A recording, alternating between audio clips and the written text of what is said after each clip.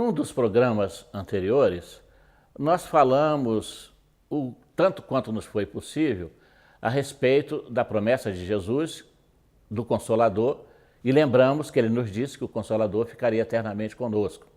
E mais uma vez repisamos a necessidade de não aceitarmos o dogma do retorno físico de Jesus, porque o que fica eternamente conosco não é um corpo físico. Por mais celestial que seja o Cristo, por mais divina que seja a sua origem, ele não ficaria conosco em corpo físico, como não ficou à época em que ele nos visitou. Só um corpo de doutrina, que nós dissemos ser o Espiritismo, porque o Espiritismo responde a todas as questões, a todos os enigmas humanos. Falamos da bússola de luz que o Espiritismo representa para os nossos corações.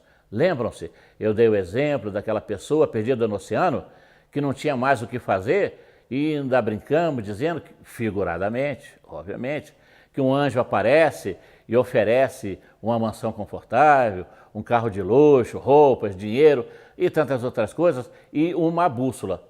E nós perguntamos a você, querido amigo, querido irmão, irmã, telespectador, telespectadora, o que é que você escolheria? É claro que escolheria a bússola. Por quê? Porque os bens materiais de nada adiantariam, já que você iria morrer. O que poderia propiciar a salvação da sua vida seria a bússola. E eu, então, associei à doutrina espírita essa bússola de luz, nesse mar de misérias que nós vivemos, nesse oceano de angústias, de crime, de violência, de agressividade, de corrupção, de egoísmo e tantas outras coisas mais. A doutrina espírita passa a ser essa bússola de luz que nos aponta a direção, nos mostra o caminho correto que nós devemos caminhar para a nossa salvação, para que a gente possa chegar aonde a gente deseja para obter essa alegria, essa felicidade, essa paz que tanto nós desejamos. Falamos dos desatinos que ocorreram após o Cristo, inclusive, como lembrou Lucas no capítulo 2, que Jesus, o Cristo, seria alvo de contradição. E nós mostramos, ao longo da história, esse conjunto fatídico de contradições, de 35, a perseguição na Judéia, 58 lá em Roma, e assim foi em 325, com o surgimento dos primeiros dogmas de imposição psicológica.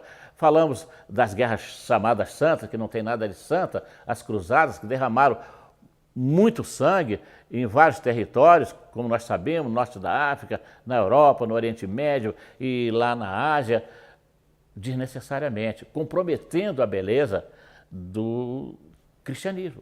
E foi isso que fez com que a sociedade, aos poucos, fosse se materializando. Me lembro que quando nós encerramos o outro programa, nós estávamos exatamente falando do iluminismo, desse processo que nunca mais aconteceu na Europa e nem na França. E Jesus escolheu a França por quê? Porque a França era o centro da cultura, da ciência, da tecnologia daquele período. Portanto, não havia país melhor para que a doutrina espírita surgisse que não fosse a França. Por quê? Porque a França teria condições de dar todos os elementos necessários para que a doutrina espírita viesse e fincasse raízes.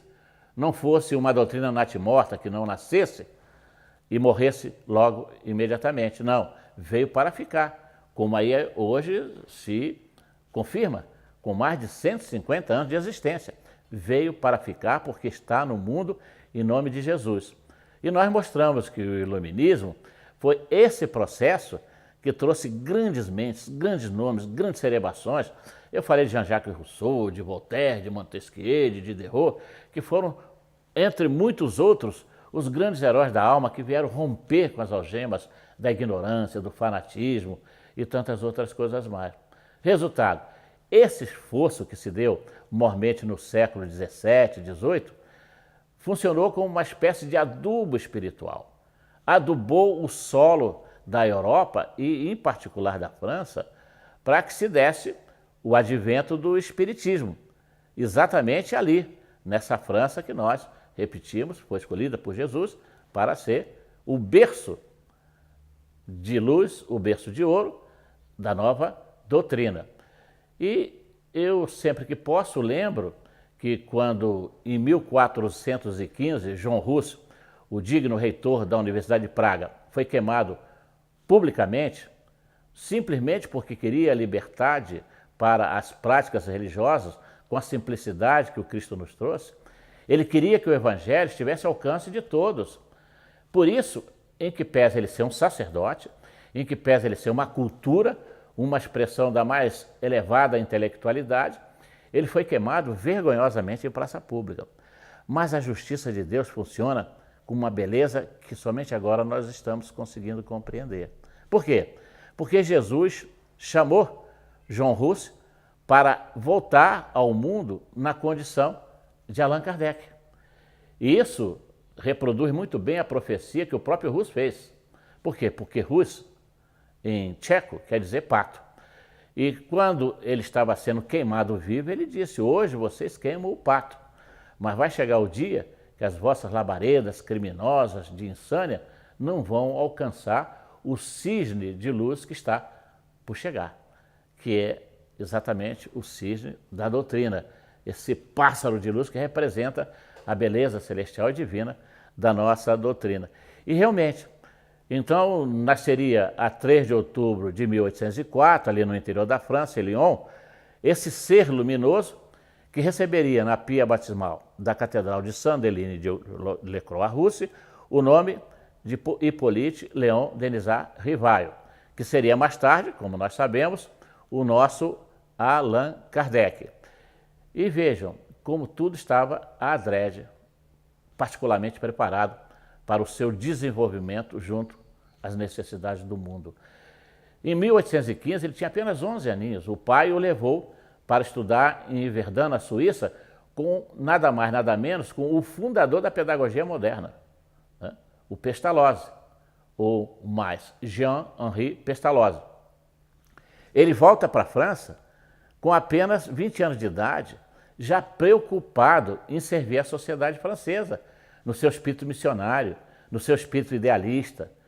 E ele lança o seu primeiro livro, o curso prático e teórico de aritmética. Vejam, naquele período a juventude francesa já estava atormentada de desafios, porque o desequilíbrio sexual, o uso desvairado da bebida já estavam perturbando a sociedade.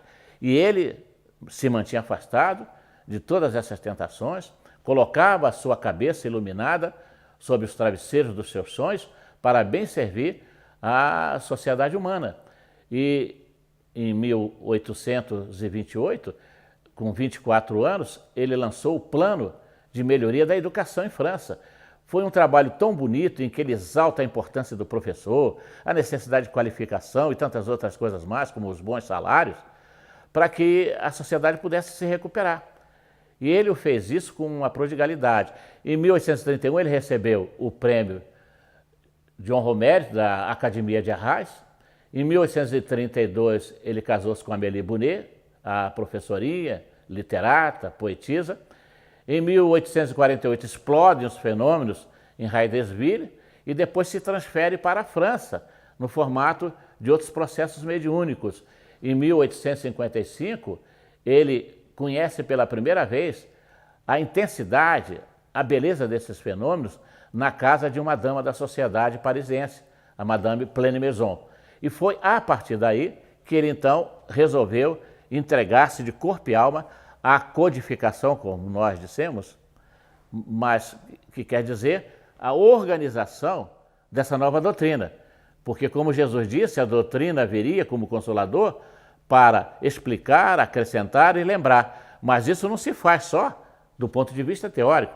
Era preciso que esse conjunto, essas três vertentes, organizadamente, pudessem ser devidamente explicadas para serem plenamente aceitas e não serem contestadas.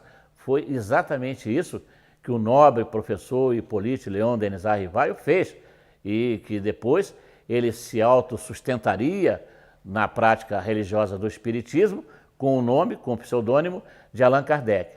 Numa outra oportunidade, nós vamos falar de todo o seu trabalho, agora mais no campo propriamente da literatura espírita e as consequências, as respostas que a sociedade deu ao crescimento fantástico, exponencial da nova religião que embute ciência e filosofia no mundo. E assim nós, então, numa outra oportunidade, voltaremos ao assunto com novos aspectos.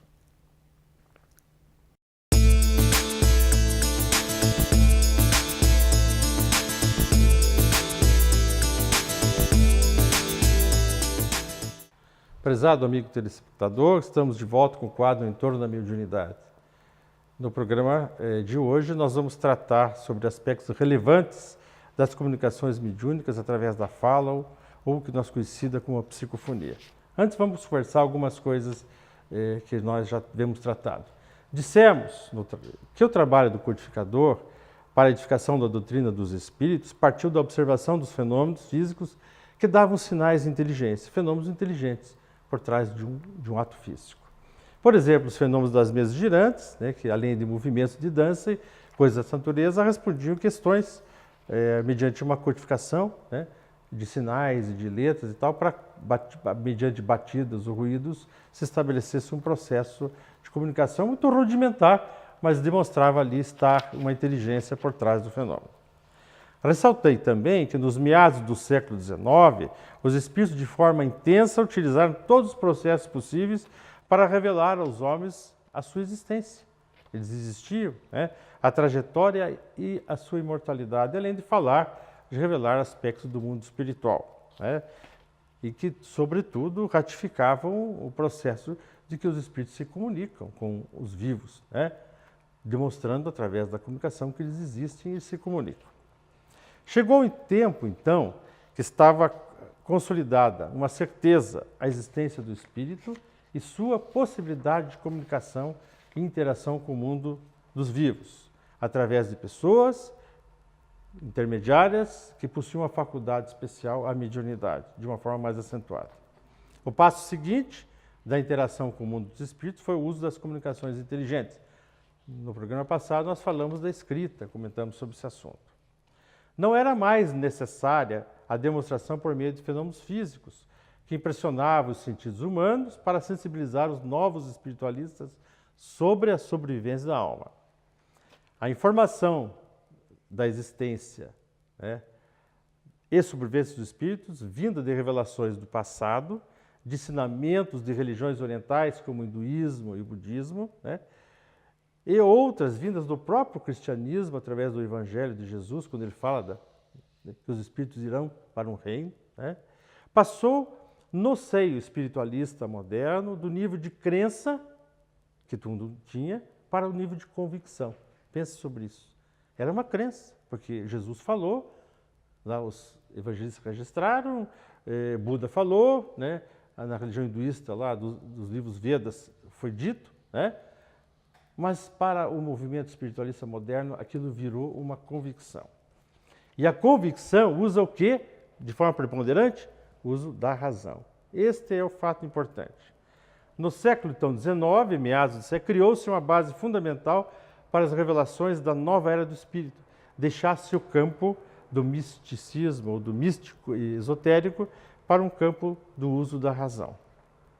Allan Kardec, se me desculpem, aprofundando-se cada vez mais na pesquisa com jovens médiuns, chegou à conclusão que era possível receber comunicações do mundo espiritual de forma confiável com o uso dos recursos orgânicos e intelectuais do médium, sem aparatos externos como cestas de bico, pranchetas, tábuas, Ouija e coisa que tal. Então, comunicações que chegariam pela escrita e pela fala. No programa anterior nós falamos da psicografia e hoje vamos tratar do mecanismo de interação através da fala. Allan Kardec também classificou os médiuns em 3 grupos. Aliás, Allan Kardec classifica muitas coisas em 3 grupos. Ele cria um tripé para vários assuntos. Mas aqui nos médiuns falantes, que ele classificou em 3 grupos. Os chamados médiuns falantes conscientes, também denominados intuitivos.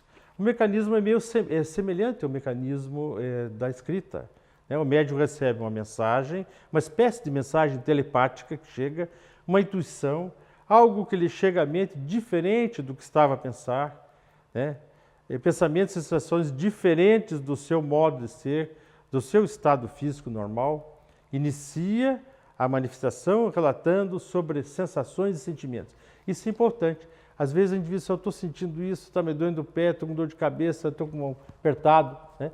Aquela sensação é transferida para ele, para um processo de aproximação da entidade, né?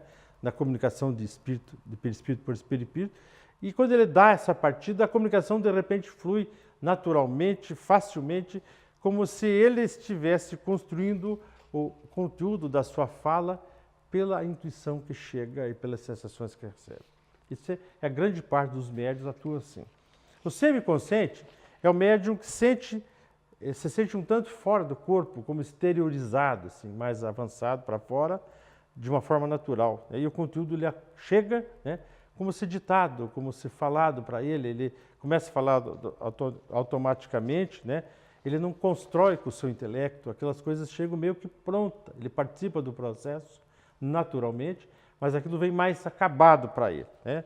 Ele sabe o que fala, né? E ao encerrar a comunicação, alguns desses médiuns, eles têm lembrança do que diziam, do que disseram, algumas coisas vagas, outras, no entanto, às vezes não lembram direito o que aconteceu, mesmo na reunião, quando a gente faz as entrevistas e conversa com essas pessoas depois.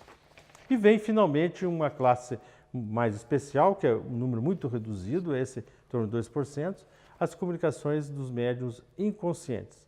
O médium entra em estado de trânsito, fica completamente exteriorizado, como no sono, né? Ele, como se estivesse dormindo, ele fala sem ter consciência do que está falando, né? Do que disse. E quando a comunicação encerra, ele retorna no estado de consciência, ele normalmente não lembra do que disse. É como o sonâmbulo, né? Que anda pela casa, fala, faz ações, enquanto está dormindo, não está desperto, volta e alguém presencia, grava, e ele não tem a menor consciência de que fez, que falou e assim por diante. A grande pergunta nesses casos é, afinal, quem é que fala, o médium ou o espírito? A participação do médium se dá em todas as modalidades, pois ele é com o seu recurso intelectual e com o seu equipamento orgânico, né, que o processo se dá. Os espíritos utilizam desse indivíduo.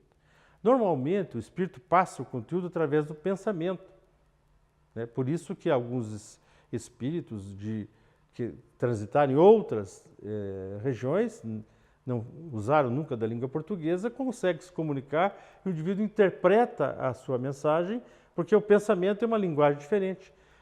E o médium traduz, né? O médium usa de recursos que possui para traduzir as palavras que serão dadas na comunicação. Mesmo no seu estado de inconsciência, ele participa. Assim como o sonâmbulo que anda, que eu já comentei, né? E que participa sem saber do que está acontecendo. É importante saber que, como há a participação do médium, isso é importante, algumas comunicações podem sofrer muito a interferência do médium, né? O indivíduo pode interferir muito no processo, né? Coloca em dúvidas os pensamentos que chegam, coloca em dúvida o que está alcançando, né? E atrapalha um processo de comunicação, né? Às vezes, porque ele fica questionando, mas eu não concordo com isso, mas ele não tem que concordar. Se ele é intermediário, o que ele tem que fazer? É dizer o que o espírito está pensando. Ah, mas eu já vi médium falar isso para mim, eu digo, mas fale, né? Em um grupo que eu coordeno, diga, você é apenas um intermediário. Ah, mas eu não concordo. Expresse-se, eu converso com ele, né? E daí a gente vê o que pode fazer, porque senão você interfere. Outras vezes, e altera, às vezes, o que o espírito queria dizer. Outro fato também é grande e relevante, refere às manifestações que se parecem mediúnicas, mas elas não são. Elas, na verdade, essas manifestações são produtos de comunicações do próprio espírito do médium, né? E essas comunicações são conhecidas como comunicações anímicas, ou seja, o espírito médium, né, por um problema qualquer da sua existência, desta ou de vidas passadas, né, ele acaba interferindo e se manifestando. Se ele expressa uma memória lá do subconsciente, que está armazenado, que não está no consciente, para todos que assistem, até para quem está dialogando, tudo se passa como fosse uma outra entidade. Não parece que é o médium, que ali é o próprio médium João da Silva, por exemplo, que está ali representando, que o João da Silva é diferente daquilo que ele fala. Então, essas comunicações anímicas e as suas características e o processo de despertamento do médium para resolver essas questões será motivo de um próximo bate-papo neste quadro interessante do programa No Entorno da Mediunidade. Por hora, nós vamos ficar por aqui. Eu quero que você sempre pense sobre isso. Agora, pense mais sobre ficar ligado no programa, porque esta é uma escolha televisível muito inteligente. Tchau.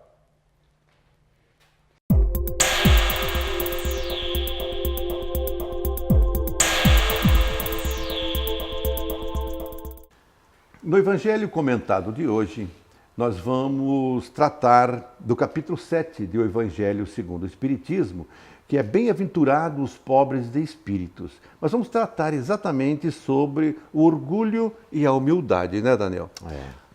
Para que possamos focar o nosso estudo, a nossa conversa, o nosso diálogo, o que é ser humilde, Daniel, assim na visão do espírita?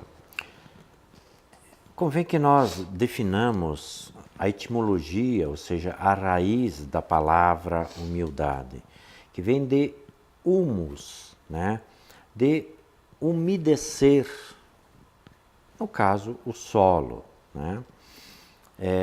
Então, é importante que nós entendamos que aquela criatura que é portadora já desta podemos dizer virtude da humildade, porque ela é antagônica a uma das maiores dificuldades, segundo relatam os espíritos, que é o orgulho, né? É a expressão daquela criatura que vai umedecendo o ambiente por onde ela passa. E nós podemos trabalhar essa questão do umedecer por perfumar o ambiente, dulcificar, adoçar, né? Modificar o ambiente. Porque a criatura que é humilde, ela não tem a falsa aparência de humildade. Ela recende de tal modo o seu procedimento que ela é capaz de fazer as coisas e manifestar as virtudes sem ferir ninguém, contrariamente ao próprio egoísmo, onde ele se impõe para que se veja uma virtude que não existe. Então a criatura humilde é aquela criatura suave, é aquela criatura que deixa o ambiente umedecido e não árido.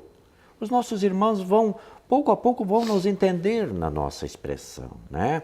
E que naturalmente cada um faça as suas reflexões. É fácil nós notarmos uma criatura humilde. Ela não pesa na economia de local nenhum, né? Não é uma pessoa que é difícil de ser carregada. Imaginemos, por exemplo, uma Madre Teresa de Calcutá.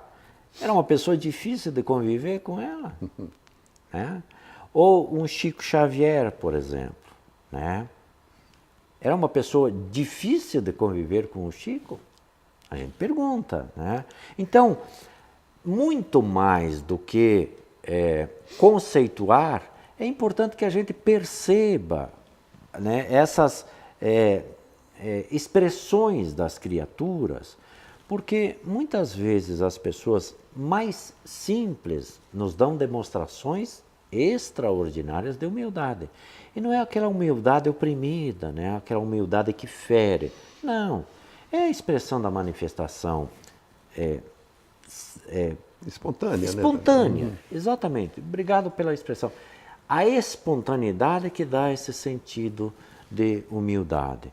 E a humildade, ela tem um valor espiritual, um valor moral, um quilate Expressivo, né? muito grande, muito grande. Agora, ela seria assim o oposto do orgulho, né, Daniel? Sem dúvida nenhuma. Agora, uma pergunta: nós podemos ser humildes sendo orgulhosos?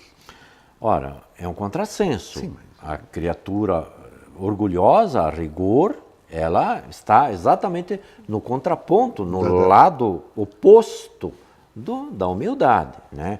Então, diríamos assim, Valdecir, nós, na sua imensa maioria, de acordo com a orientação dos Espíritos, a questão 785 do Livro dos Espíritos, obra angular da doutrina espírita, os Espíritos dizem assim, que a maior chaga da humanidade é o orgulho e o egoísmo, que praticamente se fundem entre o orgulho e o egoísmo, né? Então, nós saímos deste polo de maneira geral e estamos nos encaminhando, estamos progredindo para passar para o outro polo, né? Que é exatamente da humildade, né? Então, veja, é aquele claro escuro, e aí cada um usa a métrica que deseja, né? Porque é difícil a gente dizer, olha, eu sou humilde, ou às vezes a gente até ouve certas brincadeiras no meio espírita, né? E vamos nos permitir fazer aqui, só para ilustrar. Tenho orgulho de ser humilde, né? Aquela expressão, né? Então, veja, nós estamos trafegando nessas linhas, porque às vezes nós somos orgulhosos num determinado viés da nossa vida e a gente já tem alguma porção de humildade desenvolvida em outros campos, né? Ou orgulho de um saber além daquilo que é o normal, da média das pessoas, e isso nos deixa envaidecidos. E em outras condições a gente já tem condições de transitar com um relativo equilíbrio polos, né? Dentro do campo exatamente da humildade. Então, para que a gente não se deprima, né, porque a doutrina espírita ela é altamente consoladora pelos seus ensinos, vamos fazer assim. Nós estamos caminhando, saindo de polos mais agudos, naquelas situações menos recomendáveis ao espírito, estamos caminhando para postos onde vão se solidificando as nossas conquistas. As nossas conquistas. Exatamente. Né? A razão dessa pergunta que eu fiz, Daniel, é em função dessa próxima que eu vou fazer agora. Voltando para o lado da caridade. Sim. Nós podemos ser caridosos para com o próximo, não sendo humildes? Podemos, sem dúvida nenhuma. A caridade possui um espectro infinito de possibilidades, né? Então, há pessoas que, no seu proceder, são orgulhosos, né? Em algum setor mais, em outros menos orgulhosos, mas que são desprendidas em certos aspectos, né? Então, a caridade, ela se legitima não pela natureza elevada do ser, na sua amplitude, mas nos gestos que nós praticamos, né? Nas ações praticadas. Porque, vejamos assim, vamos usar um exemplo aqui, sem qualquer situação específica, né?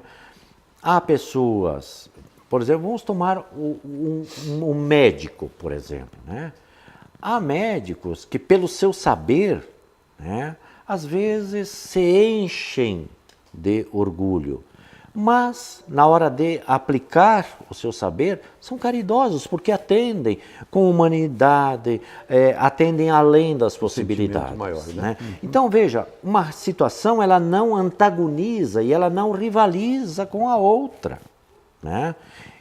Mesmo as pessoas que sejam portadoras de relativo orgulho, elas podem dar demonstrações gigantescas no campo da caridade, porque a caridade ela é vasta, ela é ampla, ela cria um espectro de possibilidades muito grande, né? Então, a gente precisa avaliar aquilo que foi feito e não necessariamente quem praticou. Porque ela não pede CPF, ela não pede endereço, ela não pede nome, ela não pede qualificação, não pede título, ela pede a obra.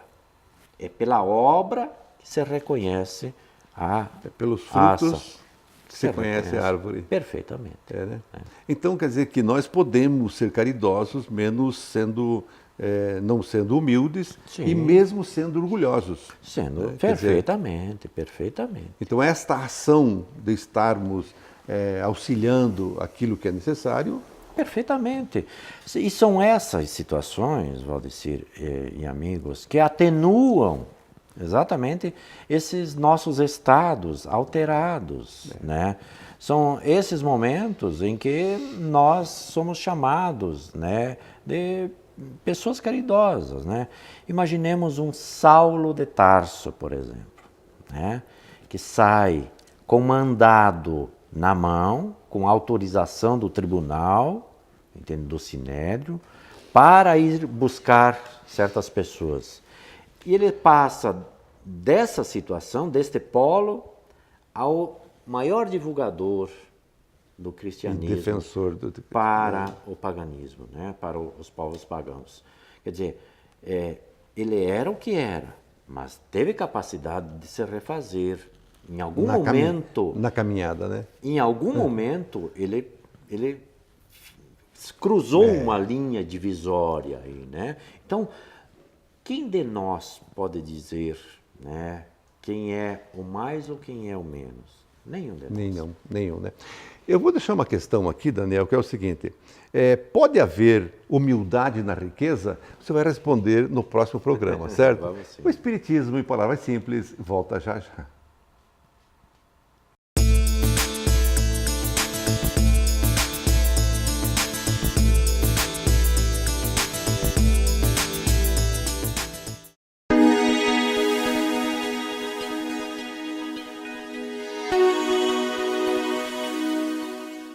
Caros amigos, irmãos, nosso fraternal abraço, nossa alegria de estarmos juntos mais uma vez.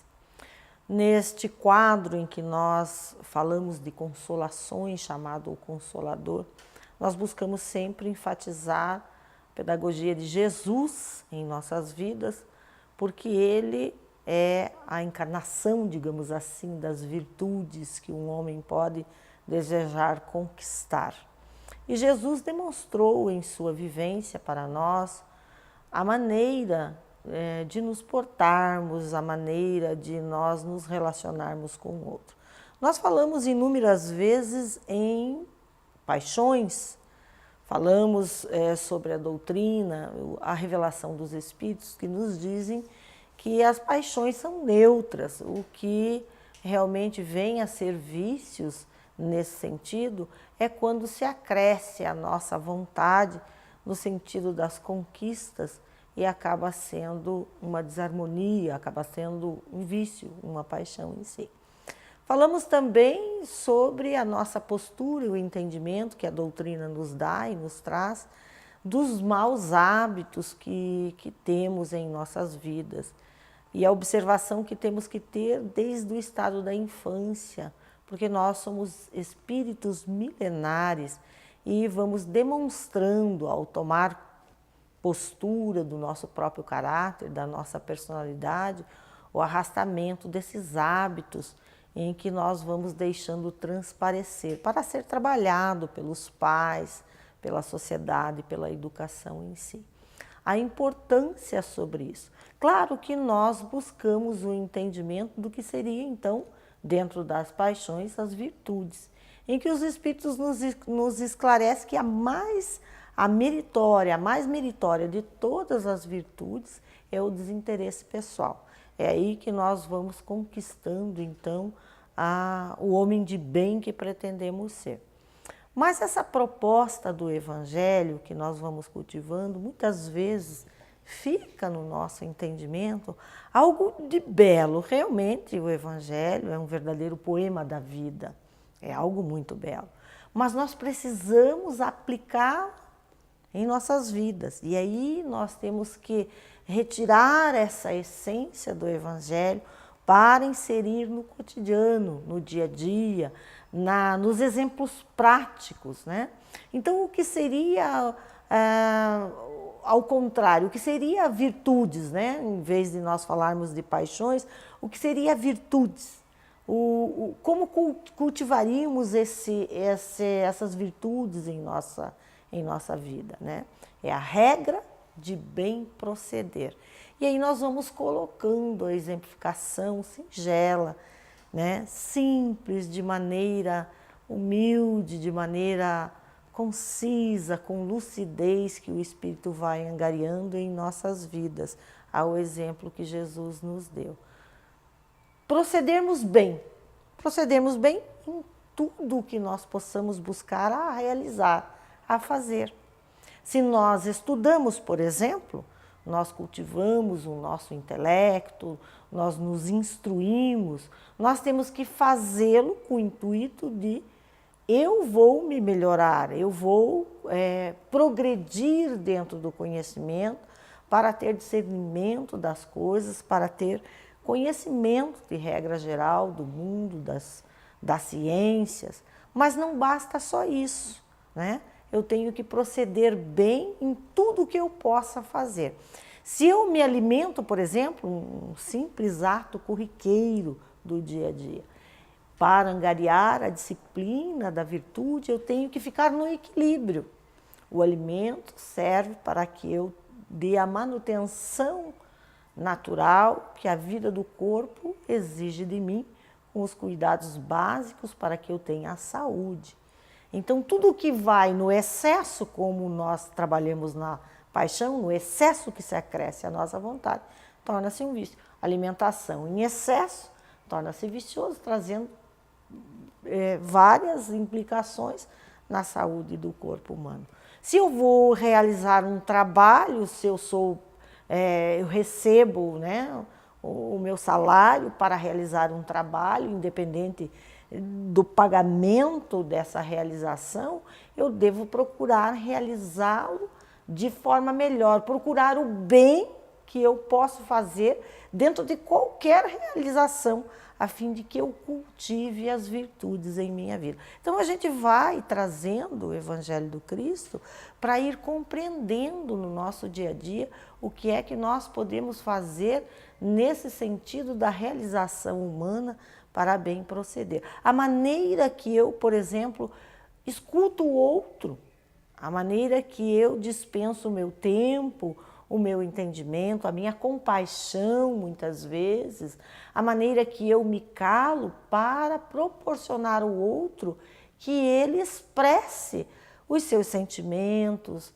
aquilo que lhe vai na alma e que muitas vezes nós, nesse ato tão simples que é de ouvir, nós não trabalhamos a virtude, porque nós queremos falar mais do que ouvir. Ou então nós taxamos o outro um pouco mais de todas as suas considerações, ou simplore as suas considerações, e há que nós queremos dominar. Aí vem o interesse pessoal, no sentido de que eu sei mais, eu falo melhor, a minha ideia sobre esse ou qual ou tal assunto, eu consigo trabalhar melhor. E aí está o nosso egoísmo, que fala para nós, os Espíritos tão bem, que é a raiz, é a chaga da humanidade e que nos traz tantas imperfeições que nós dizemos egoísmo igual a um interesse pessoal. Então nós estamos naquela luta entre as virtudes que nós queremos conquistar e esse egoísmo enraizado em nós, tão difícil de trabalharmos, porque muitas vezes nos falta lucidez para olhar para dentro de nós. Então, é importante fazer esse exercício. E Jesus é esse generoso espírito amigo que pisou na terra e nos trouxe tanto exemplo de compaixão com os simples, com os humildes, sempre favorecendo, sempre enternecido, né? Ouvindo silenciosamente, embora a nossa ignorância no sentido humanidade, ele aguardava serenamente para depois, então, trazer os entendimentos da vida. E às vezes de uma forma tão bela, porque nós não tínhamos capacidade de compreender, então eles traziam as histórias, parábolas em si, trazendo exemplos da época para que as pessoas pudessem compreender. Continue assistindo esse programa, Espiritismo em Palavras Simples, consulte no YouTube, né? Espiritismo em Palavras Simples, que você vai encontrar os programas lá. Muita paz!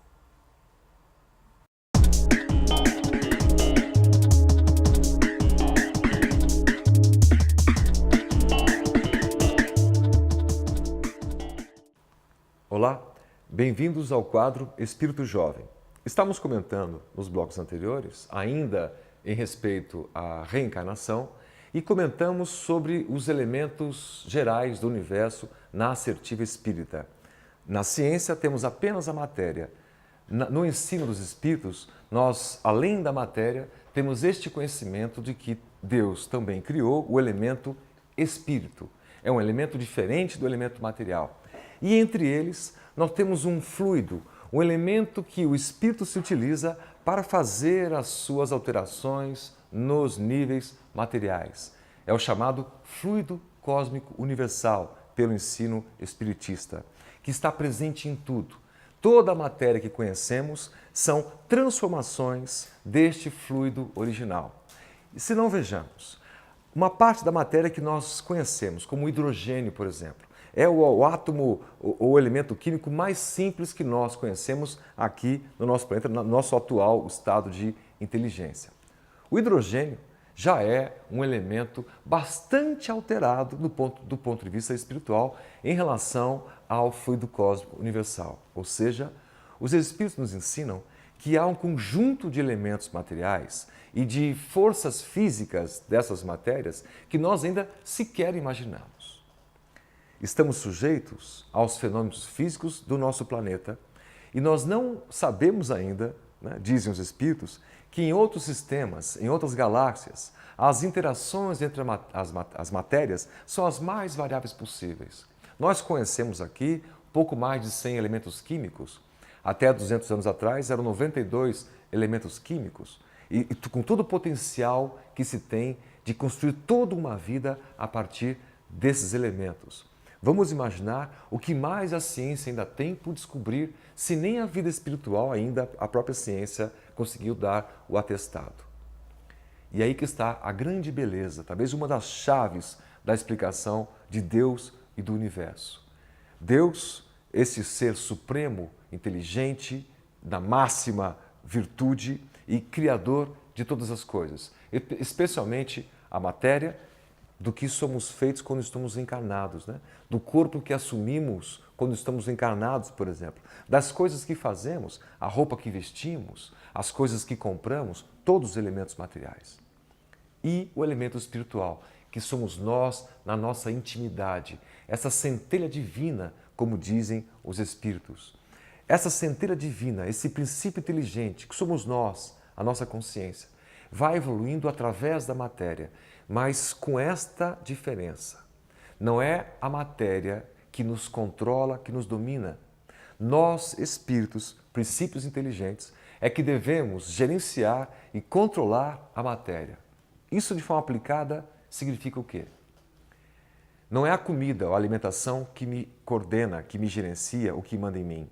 Não são as viciações físicas, o tabaco, o álcool, que devem comandar a minha existência. E sim, o contrário. É o espírito que toma para si a incumbência, a responsabilidade de lidar com os elementos materiais, a fim de evoluir. Não são as coisas que devem determinar a minha conduta.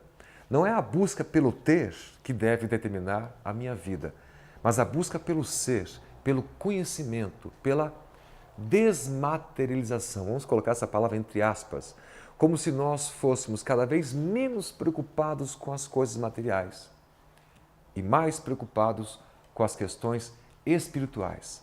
Nosso conhecimento, nossa inteligência, nossas virtudes morais, o saber aprender a conviver com o próximo, o saber aprender a amar, tudo que está no campo dos sentimentos, é essa vida espiritual que deve florescer em nós. A matéria é importante, é o elemento colocado por Deus para nosso uso responsável. Portanto, que não sejamos dominados pela matéria e que sim, possamos ter inteligência suficiente para bem usar os elementos materiais a fim de fazer progredir também o planeta. Que as comunidades tenham casas melhores, que as pessoas morem em instalações melhores, que as pessoas tenham menos viciações físicas, menos dependências das coisas físicas e estejam mais alertas, estejam mais vigilantes em relação às questões comportamentais, às questões do sentimento, que são as mais importantes.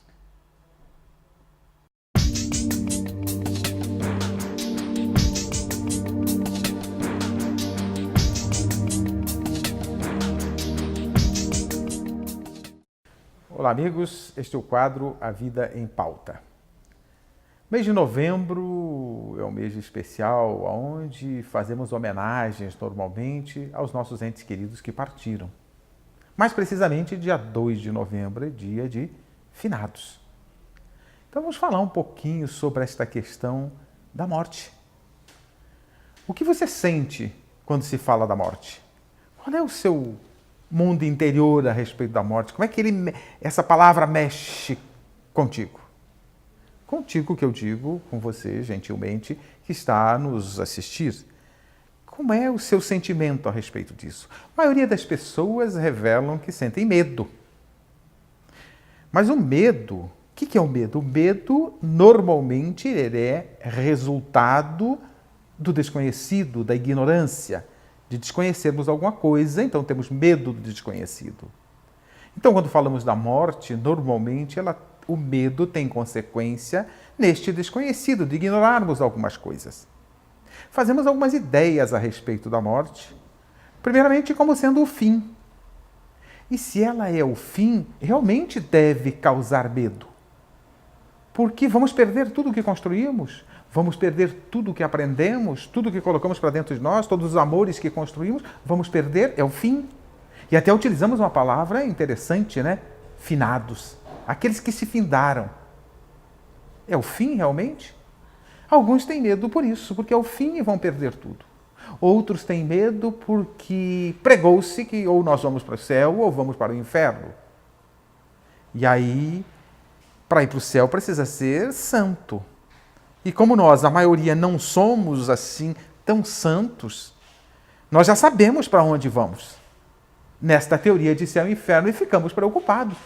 Porque as informações que nos passaram durante séculos, milênios sobre esse inferno não são assim muito agradáveis, né? Então, medo das consequências que vamos enfrentar do outro lado. Mas será isso?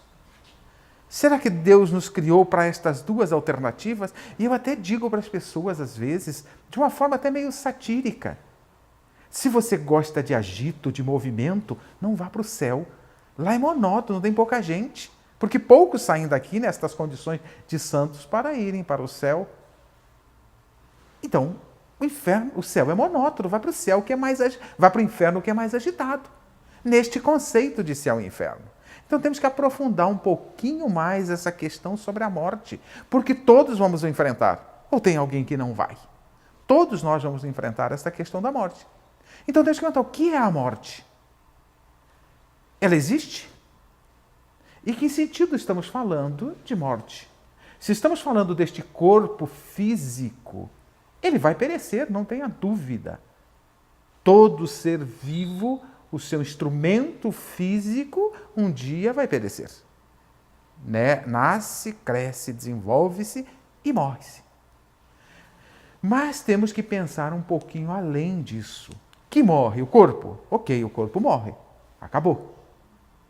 Mas nós somos o corpo? O que nós somos? Temos que pensar sobre isso e aprofundar esse entendimento para irmos saindo da ignorância, do desconhecido e enfrentarmos o conhecido. Primeira questão é responder trazer uma resposta a esta questão. Morremos? O eu, a essência, morre? Ou somos imortais? Se somos imortais, temos que viver como imortais. O problema é que nós ficamos meio incertos quando estas questões de sermos imortais ou não. E se somos imortais, quais são as consequências? Estas consequências para aqueles que acreditam em imortalidade também gera medo. Pelo que já falei há pouco, questão de céu e inferno, purgatório. Nem o céu é uma boa opção, porque o céu, na proposta que temos por aí, é uma vida de ociosidade. Quem aguenta uma eternidade ociosa? O purgatório, ficamos numa dependência daqueles que aqui ficaram orarem por nós, e se não orarem? E o inferno é o fogo. Então, isto causa medo. Então, temos que buscar respostas, entender. Somos imortais? Ok, somos imortais. Dizem as religiões que somos imortais, que a alma sobrevive à morte. Mas em que condições ela sobrevive? Para onde vai?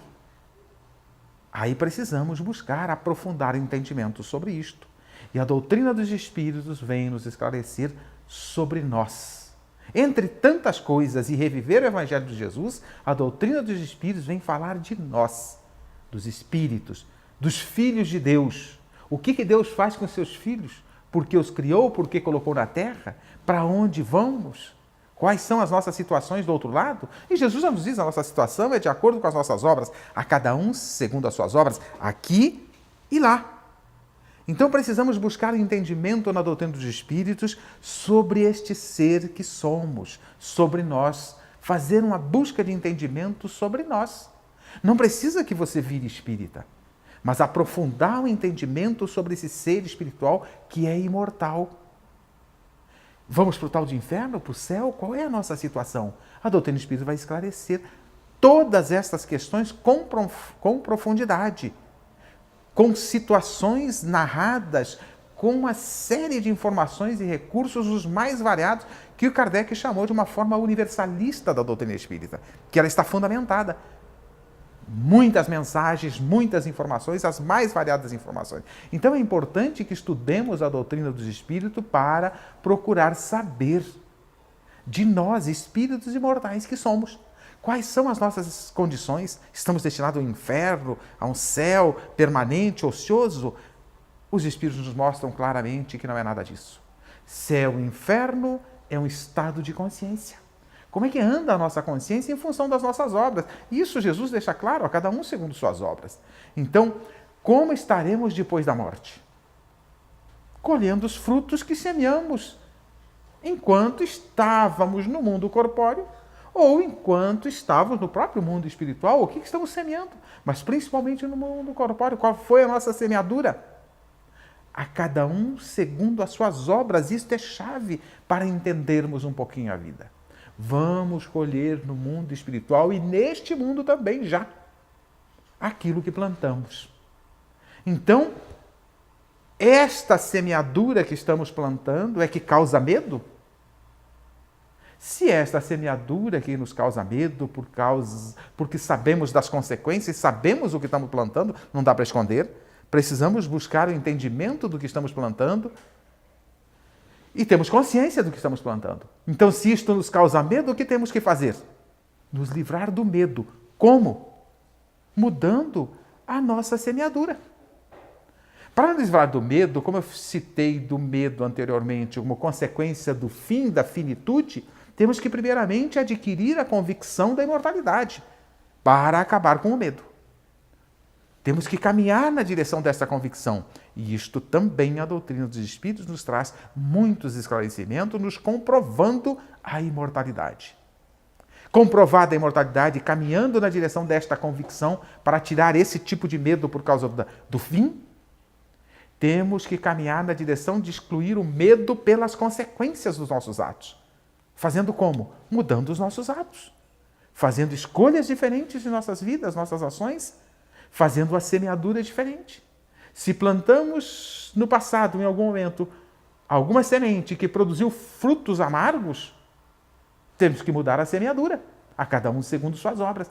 Então, e esta semeadura se faz através dos nossos atos, das nossas obras. Estas obras são produtos das nossas escolhas. E as nossas escolhas precisam ser produtos,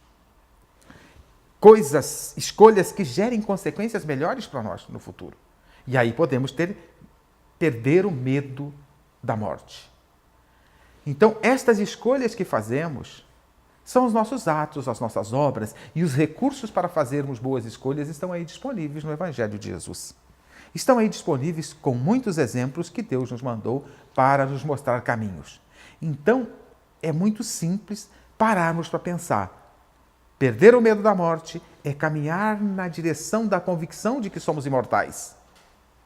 Perder o medo da morte, sabendo que somos imortais, temos que mudar as nossas ações, caminhar na direção de fazermos melhores escolhas, fazermos ações de acordo com Jesus. Então, em cada ação de nossas vidas, podemos fazer a seguinte pergunta: como agiria Jesus nesta situação? Esta é uma boa prática, um bom exercício, que à medida que vamos conquistando, vamos melhorando as nossas semeaduras. Continue assistindo o nosso programa Espiritismo em Palavras Simples, que agora, para abranger um público maior, está disponível no YouTube.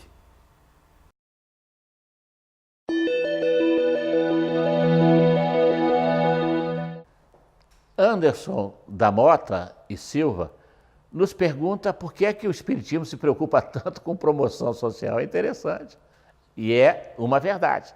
Nós nos preocupamos muito com a divulgação dos princípios espíritas e, acima de tudo, com a promoção, que é o socorro ao próximo, como Jesus também nos pediu, que nós não esquecêssemos dos que sofrem.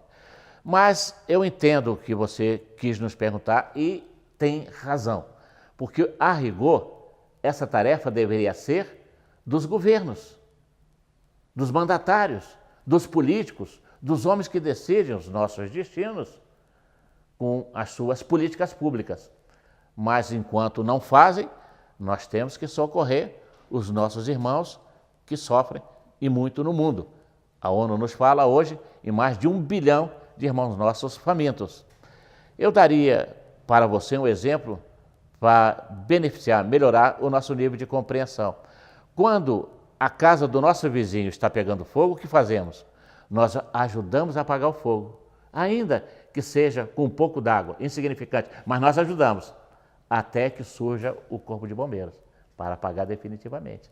Assim também, meu querido Anderson, enquanto os governos efetivamente não socorrem os necessitados através de políticas públicas e com justiça social, nós temos que socorrer aqueles que choram, aqueles que não conseguem sequer dormir porque têm as suas barrigas vazias nas suas caminhas rotas, muitas vezes no interior dos seus barracos retorcidos.